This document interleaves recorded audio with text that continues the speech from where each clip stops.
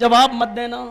یہ بظاہر تو بڑی عجیب سی بات لگ رہی ہوگی, میں اپنی بیوی سے بڑی محبت کرتا ہوں اور باپ یہ کہے اے طلاق دے تو میں اپنے باپ کی بات مان کر طلاق دوں, یہ کیسے ممکن ہے؟ میری بیوی بیچاری شکایت کا کوئی موقع نہیں دے رہی تو میں طلاق کیسے دوں؟ میرے بچے شکایت کا موقع نہیں دے رہے اور باپ کہہ رہا کہ چھوڑ کے نکل جا اپنے بچوں کو, یہ چل بھاگ نکل, تو کیسے چھوڑوں؟ یہ بڑا عجیب سا ایک معاملہ نظر آتا ہے. لیکن میرے نوجوان ساتھیوں, جب ہم اس حدیث کو سنیں گے اور اس واقعے کو سامنے رکھیں گے تو معاملہ بالکل صاف سورج کی طرح, سورج کی روشنی کی طرح آیا ہوگا. ایک بار حضرت ابراہیم علیہ السلام اپنے بیٹے اسماعیل علیہ السلام سے ملنے گئے, جو کسی دوسری بستی میں رہ رہے تھے اور وہیں انہوں نے شادی کر لی تھی. بیوی نے, اسماعیل کی بیوی نے اپنے سسر کو نہیں دیکھا تھا ابراہیم کو, اور ابراہیم نے اپنی بہو کو نہیں دیکھا تھا. اور ایک دن چلے گئے, دروازہ کھٹکھٹایا بہو کا, بہو نے دروازہ کھولا, اسماعیل کی بیوی نے پوچھا کیا یہ اسماعیل کا گھر ہے؟ جواب دیا بہو نے ہاں یہ اسماعیل کا گھر ہے. کہا اسماعیل کہاں ہیں؟ کہا وہ تو جنگل میں شکار کرنے کے لیے گئے ہوئے ہیں. کہا اچھا کب آئیں گے؟ کہا کہ شام تک آئیں گے. اچھا یہ بتاؤ کہ تمہارے گھر کی گزر بسر کیسی چل رہی ہے؟ کھانا پینا کیسا چل رہا ہے؟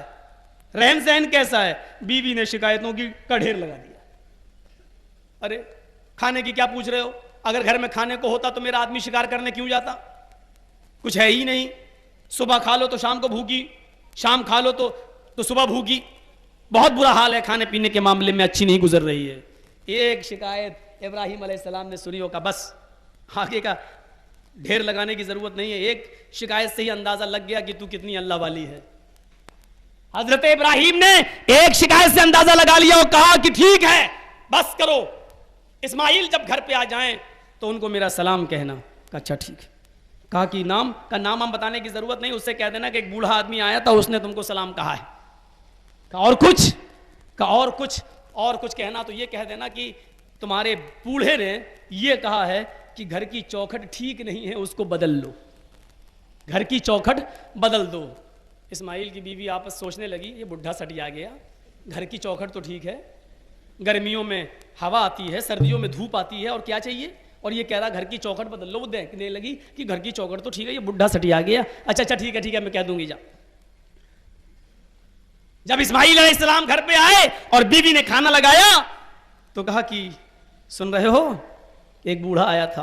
ہاں ٹھیک ہے آیا ہوگا, بتاؤ کیا بات؟ کہا اس نے تم کو سلام کہا. سلام کہا؟ سمجھ گئے جو سلام ابراہیم نے کیا ہے وہ میرے باپ ہی ہو سکے, کوئی اور نہیں. اچھا سلام کہا ہے؟ ارے میری بیوی تم نے ان کو روکا کیوں نہیں؟ کہا وہ روکا ہی نہیں, وہ تو الٹی سیدھی باتیں کر رہا تھا. کہا الٹی سیدھی باتیں کیا؟ کہا اس نے اپنا نام تک نہیں بتایا اس بڈھے نے. کہا ارے نام نہیں بتایا لیکن کچھ کہا. کہا ہاں کہا. کہا کیا؟ کہا کہ کہہ دینا اپنے شوہر سے اسماعیل سے کہ گھر کی چوکھٹ ٹھیک نہیں ہے بدل لو. تم نے کیا کہا تھا؟ کہا کچھ نہیں, اس نے پوچھا تھا کہ گھر میں کھانا پینا کیسا چل رہا ہے, میں نے بتا دیا کہ صبح کھا لو تو شام کو نہیں ملتا, شام کو کھا لو تو صبح نہیں ملتا. کہا میری بیوی غضب کر دی, وہ میرا باپ تھا جس نے سلام کا, اور تم نے یہ شکایت کر کے اللہ کی نافرمانی کی. وہ گھر کی چوکھٹ تم ہو, یہ نہیں جو تم دیکھ رہی ہو. اور میرے باپ نے اشارہ یہ کیا ہے کہ جو اللہ کی شکر گزار نہ ہو, جس حال میں اللہ رکھ رہا ہے اس حال میں وہ شکر نہ کرے اللہ کا, ایسی عورت کو اسماعیل تم کیوں اپنے گھر میں رکھے ہوئے ہو؟ ہٹاؤ, چوکھٹ بدل لو, یعنی ایسی عورت کو طلاق دے دو. میری بہنیں سن رہی ہوں گی, ایک فیئر اینڈ لولی نہ ملے تو گھر میں طوفان کھڑا کر لیتی ہو, ایک پاؤنڈز کی کریم نہ ملے تو آفت آ جاتی ہے. یہاں ابراہیم کی بہو نے اسماعیل کی بیوی نے اتنا کہہ دیا تھا, بس صبح کھا لو تو شام کو نہیں ملتا, اور شام کو کھا لو تو صبح بھوکی اٹھتی ہوں, بس گزر بسر اچھا نہیں چل رہا ہے. ابراہیم نے یہی سے سمجھ لیا کہ یہ اللہ کی ناشکر گزار بنتی ہے اور یہ میرے بیٹے کو بھی اللہ کا ناشکر گزار بنا دے گی, اس لیے فرمایا گھر کی چوکھٹ بدل لو, کیونکہ ناشکر گزار بیوی کے چنگل میں کہیں شوہر آ گیا تو وہ بھی اللہ کا ناشکرہ ہو سکتا ہے. نیک بیوی چاہے تو گھر کو جنت بنا سکتی ہے, اور نیک بیوی چاہے تو گھر کو جہنم بنا سکتی ہے. اپنے بیٹے کو اپنے رب کی نافرمان بیوی سے بچانے کے لیے طلاق دینے کا حکم دے دیا. حضرت ابراہیم نے فوراً کہا, اسماعیل نے کہا میری بیوی, میں اللہ کے بعد اپنے باپ کی سب سے زیادہ اطاعت کرتا ہوں, اس لیے میں تمہیں اب اپنے گھر میں نہیں رکھ سکتا, میں اپنے باپ کا حکم مانتے ہوئے تم کو طلاق دیتا ہوں. یہاں سے آپ اندازہ لگا سکتے ہیں کہ ماں باپ کی فرما برداری. لیکن اب حالات ایسے ہو گئے ہیں کہ حضرت ابراہیم نے غلط بات پر نہیں کہا تھا اپنے بیٹے سے طلاق دو، بلکہ اللہ کی ناشکر گزاری پہ کہا تھا. ہمارے یہاں اگر باپ کو یہ آرڈر دے دیا جائے تو وہ غلط طریقہ بھی استعمال کر سکتا ہے اور اپنی خدمت، چھوٹی بہو زیادہ کرتی، بڑی کو طلاق دی، چل، وہ اپنا ذاتی فائدہ اٹھانے لگتے ہیں، اپنا ذاتی مفاد دیکھنے لگتے ہیں، جو بہرحال غلط ہے. یہاں پر بھی دین دیکھا جائے گا، دین برباد نہیں ہونا چاہیے.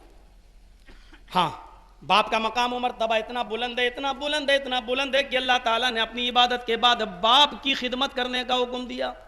قرآن پڑھیے، وَقَضَىٰ رَبُّكَ أَلَّا تَعْبُدُوا إِلَّا إِيَّاهُ وَبِالْوَالِدَيْنِ إِحْسَانًا إِمَّا يَبْلُغَنَّ عِندَكَ الْكِبَرَ أَحَدُهُمَا أَوْ كِلَاهُمَا فَلَا تَقُل لَّهُمَا أُفٍّ وَلَا تَنْهَرْهُمَا. بس یہیں سے اندازہ لگائیے گا. اور ایک بہت باریک پوائنٹ،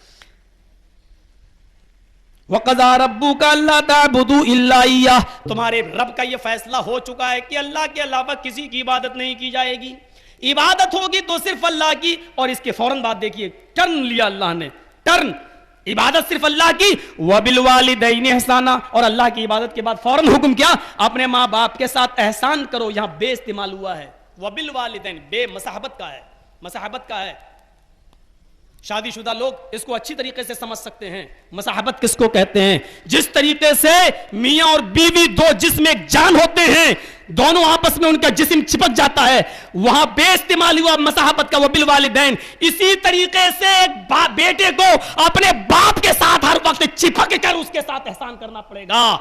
چپک کر احسان کرنے کا مطلب یہ ہے کہ ہر نیکی اس میں شامل ہے. صرف کھانا کھلا دیا اتنا ہی نہیں، اگر باپ بیمار ہو جائے تو اس کی دوا بھی تمہیں دلانا پڑے گی. اگر باپ بستر پہ لیٹرین کر رہا ہے تو تمہیں اس کی لیٹرین کو صاف بھی کرنا پڑے گا. اگر باپ لنگڑا لولا ہے اور کہیں ٹہلنا چاہتا ہے تو تمہیں اپنے کاندھوں پر اس کو سوار اٹھانا بھی پڑے گا. وَبِالْوَالِدَيْنِ إِحْسَانًا، احسانہ میں ہر نیکی شامل ہے. یعنی ہر قسم کی نیکی جس کی ضرورت تمہارے باپ کو ہے وہ نیکی کا مستحق ہے اور تم اس کے ساتھ وہ سلوک کرو گے. وَبِالْوَالِدَيْنِ إِحْسَانًا، یہ ہے بے اور احسان کا معنی. چپک کر اپنے باپ کے ساتھ سلوک کرو، اچھا سلوک کرو. چپک کر مطلب باپ نے الگ کر دیا، ٹھیک ہے تم الگ کھانا بنا رہے ہو، تمہاری بیوی ہے، باپ الگ ہے، تم الگ ہو، لیکن اگر باپ بیمار ہو جائے تو تم کو اس کو اپنے گھر میں لانا پڑے گا، خدمت کرنا پڑے گی. یہ نہیں کہ وہ میری ماں ہی اس کو دیکھے گی، میرے باپ کو ہم نہیں دیکھیں گے. اور اگر آپ نے ایسا نہیں کیا تو کل تمہاری اولادیں بھی تمہارے سامنے ہیں. ایک آدمی اپنے باپ کو گھسیٹتے ہوئے لے جا رہا تھا اور چوراہے پہ لایا تو باپ نے کہا بس بیٹا بس بس یہیں تک گھسیٹ، آگے مت گھسیٹ. تو بیٹے نے کہا ابھی چپ، ابھی اور گھسیٹوں گا. کرنے بس بس یہیں تک. کہا کیوں، یہاں تک کیوں؟ کہا میں نے بھی اپنے باپ کو یہیں تک گھسیٹا تھا. کما تدین تدان، جیسا کرو گے ویسا بھرو گے. جو تم دوسروں کے ساتھ کرو گے، اپنے اولاد اپنے باپ کے ساتھ کرو گے، کل تمہاری اولاد تمہارے ساتھ کرے گی. اور ایک عبرت کے لیے یہ واقعہ بھی ذہن میں رکھیے کہ ایک آدمی کا باپ بہت کھانستا تھا، بہت ٹی بی کی بیماری تھی. اس نے اپنے بیٹے کو ایک کمبل دیا اور کہا اپنے بیٹے کو، جاؤ اس بڈھے کو اس چھپر میں کر تو آؤ. وہ کٹیا ڈلی، رات بھر سونے نہیں دیتا، نہ تمہیں نہ تمہاری ماں کو نہ ہمیں. جاؤ وہ کٹیا پڑی ہوئی ہے چھپر، وہاں اس باپ کو جاؤ اپنے دادا کو